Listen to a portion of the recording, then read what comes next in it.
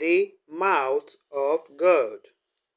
The prophet Samuel said, "The Lord spoke by me, and his word was in my tongue."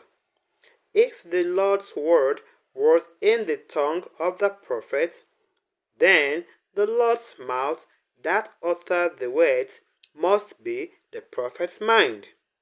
For inner conversation originates in the mind and produces tiny little speech movements in the tongue. The prophet is telling us that the mouth of God is the mind of man, our inner conversations. They are the words of God, creating life about us as we create it within ourselves. In the Bible, you are told that the word is very near to you, in your mouth and in your heart, that you may do it. See, I set before you this day life and death, good and evil, blessings and curses, but choose life. The conditions and circumstances of life are not created by some power external to yourself. They are the conditions which result from the exercises of your freedom of choice. Your freedom to choose the ideas to which you will respond. Now is the accepted time. Today is the day of salvation. Whatsoever things are of good report, think on these things, for your future will be formed by the word of God, which is your present inner talk. You create your future by your inner conversations. The world was formed by the word of God. That is your inner talking. Observe on the fields.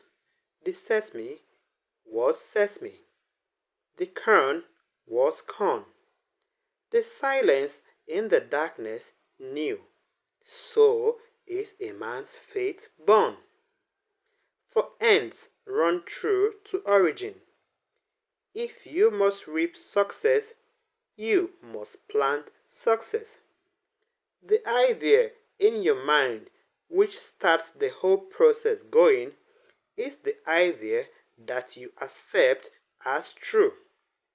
This is a very important point to rest, for truth depends upon the intensity of imagination, not on facts. When the girl imagined that her employer was unfair, his behavior confirmed her imagination. When she changed her assumption of him, his behavior reflected the change, proving that assumption, though false, if persisted in, will harden into facts. The mind always behaves according to the assumption with which it starts. Therefore, to experience success, we must assume that we are successful. We must live only on the level of imagination itself, and it must be consciously and deliberately undertaken. It does not matter if at the present moment external facts deny the proof of your assumption. If you persist in your assumption, it will become a fact. Signs and wonders follow, they do not precede.